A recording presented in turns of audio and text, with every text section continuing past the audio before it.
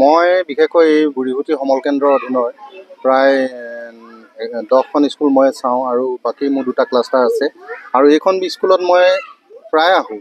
সেইকাৰণে আহোঁ যে এইখন স্কুলৰ যিজন হেডমাষ্টৰলৈ মানে মোৰ যথেষ্ট ইয়াৰ ওপৰত সন্দেহ আছে আৰু তেখেতে যি দায়িত্ব আৰু কৰ্তব্য প্ৰতি সজাগ নহয় আৰু বিভাগীয় যিবিলাক নীতি নিৰ্দেশনা আহি থাকে আমালৈ তেওঁক দিয়াৰ পিছতো তেওঁ খুব কম গুৰুত্ব দিয়ে। গতিকে আজি এই যিটো পৰিৱেশ বা পৰিস্থিতি হ'ব এই কথাটো মই আগতেও অনুভৱ কৰিছিলোঁ, কাৰণ মই বহুবাৰ তেওঁক জনাইছোঁ যে আপোনাৰ এই বিদ্যালয়খনৰ প্ৰতি যিটো দায়িত্ব বা কৰ্তব্য এইখিনি পালনত কিন্তু আপুনি ব্যৰ্থ হৈছে। গতিকে বিভাগ এটা ভালকৈ বিশেষকৈ এটা এডুকেশ্যন ডিপাৰ্টমেণ্ট চলাবলৈ হ'লে ল'ৰা ছোৱালীৰ ভৱিষ্যতৰ কথা আছে। গতিকে এই ল'ৰা ছোৱালীখিনিক লৈ কেতিয়াও হেতালি খেলিব নালাগে। গতিকে নিজৰ দায়িত্ব সুচাৰুৰূপে কিন্তু পালন কৰাটো উচিত বুলি কওঁ। কিন্তু তৎসত্ত্বেও তেওঁ এই দায়িত্বৰ প্ৰতি তেওঁ সজাগ নহ'ল, যাৰ কাৰণে তেওঁ আজি এই পৰিস্থিতিৰ সন্মুখীন হ'ব লগা হৈছে।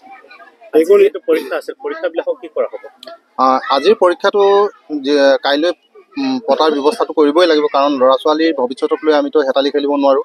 এইটো আমি যিকোনো প্ৰকাৰে পতাৰ ব্যৱস্থা কৰিম আৰু ইয়াৰ বাবে যিখিনি তেওঁলোকৰ দুখ হৈছে সেইখিনি বিভাগৰ ফালৰ পৰা যিখিনি একশ্যনটো হ'বই আৰু মই এজ এ CRCC হিচাপে ইয়াৰ যিখিনি মই ইয়াত আহি যিখিনি পাইছোঁ সেইখিনি নিশ্চয় বিভাগক জনাম।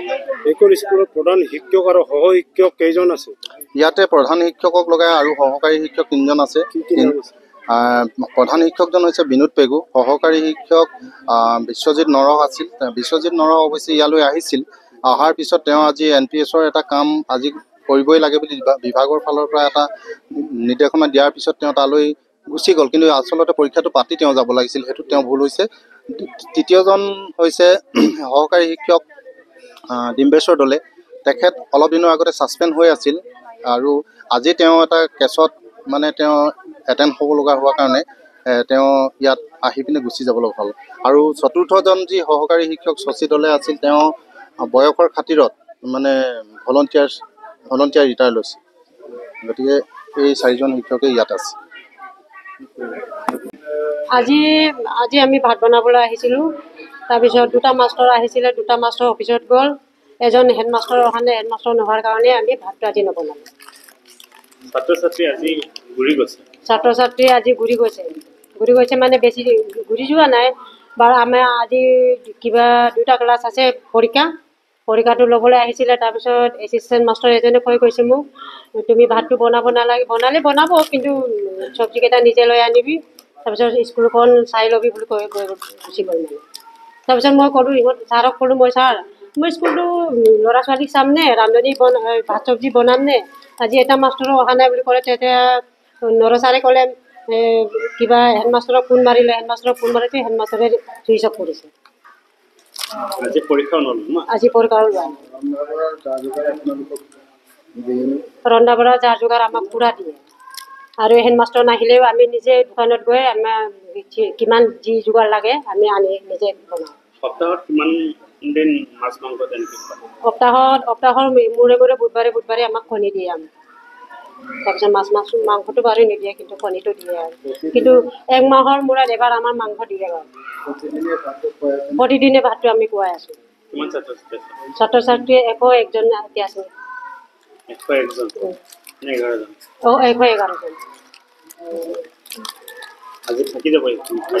আজি খাদ্য থাকি যাব।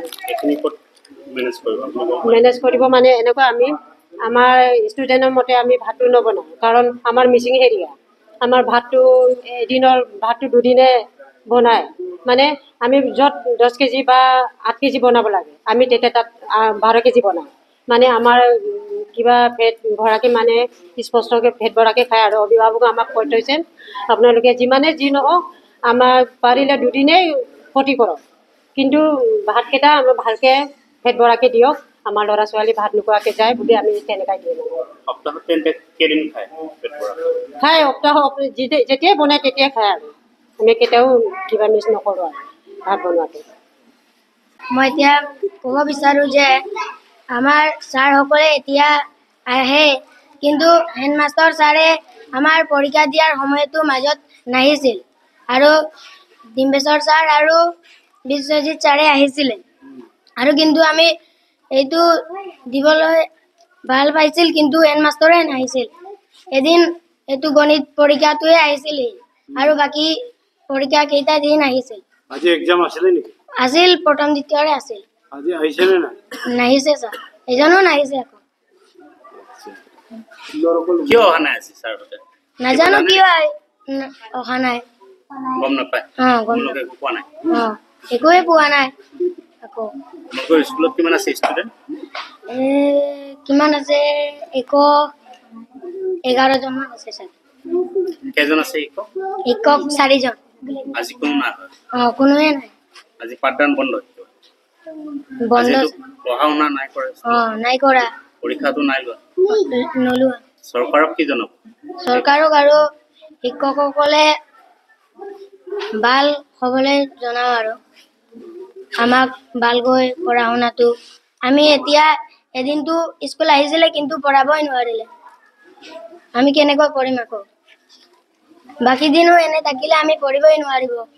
আমি এতিয়া হাইস্কুললৈ যাব, হাইস্কুলতো নাজানে কেনেকৈ থাকিম, পঢ়াবই লাগে আকৌ।